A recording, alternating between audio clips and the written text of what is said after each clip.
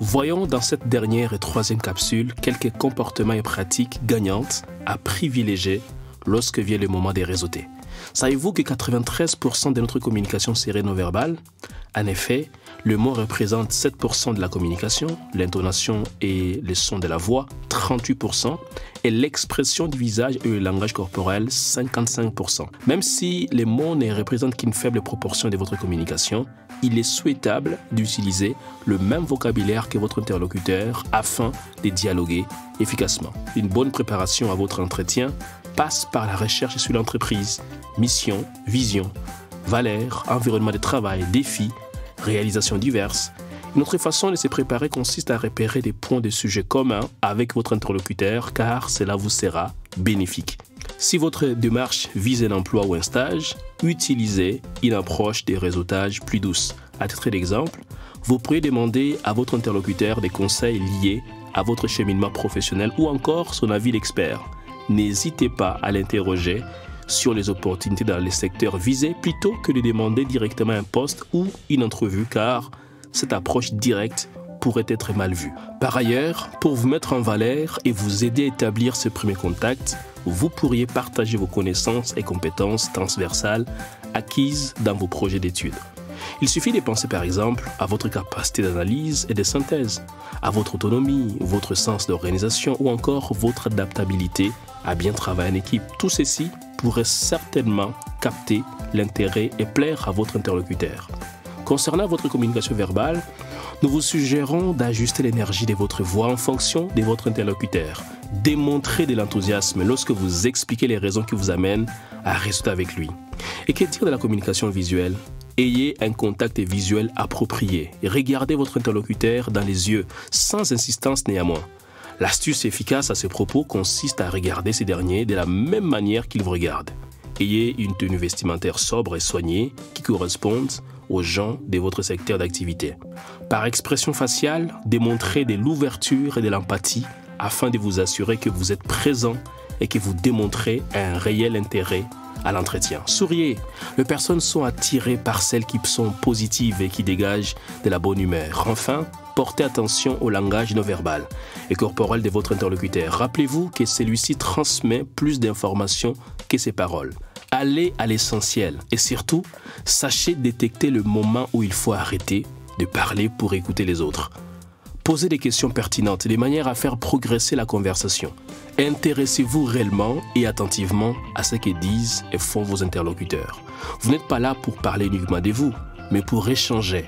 Votre temps d'écoute devrait d'ailleurs être proportionnellement plus élevé que votre temps de parole. D'ailleurs, savez-vous pourquoi nous avons deux oreilles et une bouche? C'est pour peu parler et beaucoup écouter, car c'est dans l'écoute de l'autre que l'on peut apprendre à bien répondre à ses questions et à ses attentes. Terminons maintenant avec quelques conseils complémentaires afin de perfectionner votre prise de parole devant le public lors d'activités de réseautage. 1. Concentrez-vous sur votre auditoire. Un moyen de contrecarrer les tracs consiste à déplacer l'attention que vous portez à votre image et à votre gestuelle vers les autres, c'est-à-dire sur ce qu'on apporte aux gens qui nous écoutent. 2. Préparez les contenus de votre conversation. Nous ne les répéterons jamais assez. Assurez-vous de faire ressortir les 3 idées essentielles que vous voulez transmettre, qui vous êtes, ce que vous faites et ce que vous recherchez. Pourquoi ne pas vous proposer comme une solution à une problématique précise préalablement identifiée? 3. Visualisez. Les yeux fermés, projetez-vous au cœur de la réunion virtuelle ou de la séance de réseautage dans laquelle vous aurez à vous exprimer publiquement. Imaginez-vous à l'aise, en contrôle et que tout se passe à merveille. Votre cerveau sera alors conditionné à associer l'événement à une émotion positive plutôt qu'à un stress. 4. En mode virtuel, votre première impression sera tout aussi importante. Par conséquent, n'oubliez pas de soigner votre tenue. Portez une attention au décor derrière vous et au besoin, ajoutez un fond d'écran neutre. Utilisez les fils de conversation de façon claire et précise, en soignant évidemment vos écrits. 5. Pratiquez. Il n'y a pas de secret.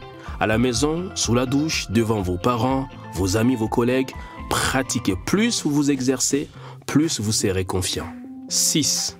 Ayez à l'esprit d'offrir davantage que de recevoir. Ainsi, une fois que vous aurez contribué au succès de votre interlocuteur, il sera davantage enclin à vous aider. 7. Et surtout, n'oubliez d'effectuer des suivis de vos entretiens. Plusieurs activités de réseautage existent et sont maintenant organisées de manière virtuelle. Elles vous permettent d'échanger avec des professionnels, d'élargir votre réseau de contacts et d'obtenir des informations privilégiées sur l'état du marché du travail. Parcourons-en ensemble quelques-unes. Tout d'abord, les séances de pré-recrutement et d'information, comme par exemple les midi rencontres organisées par les services des stages et développement professionnel de l'Université de Sherbrooke, sont très pertinentes et facilitantes à un premier échange. Ensuite, les salons de l'emploi et journée carrière. Ces activités réunissent des entreprises disposant de kiosques avec des professionnels disponibles pour présenter leur organisation et répondre à vos questions. Vous êtes invité à participer à un 5 à 7 ou encore à un cocktail. Ces occasions d'échange sont en général proposées par un ou plusieurs employeurs ou par des associations étudiantes. Que dire maintenant de vos implications ? Être membre d'une association ou d'un regroupement professionnel, d'un conseil d'administration ou encore d'un conseil de quartier vous permet de développer de nouvelles compétences tout en rencontrant de nouvelles personnes et donc de réseauter. Finalement, plusieurs autres activités permettant d'échanger existent. Il suffit de penser par exemple à une activité d'apprentissage en milieu de travail dans votre programme d'études, à un atelier ou une formation de perfectionnement auquel vous pouvez participer.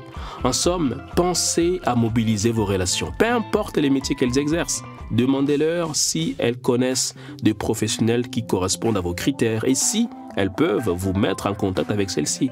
N'hésitez pas à faire appel aux personnes conseillères en développement professionnel pour tout complément d'information et suivez-nous sur les réseaux sociaux pour ne rien manquer. Sur ce, bon réseautage.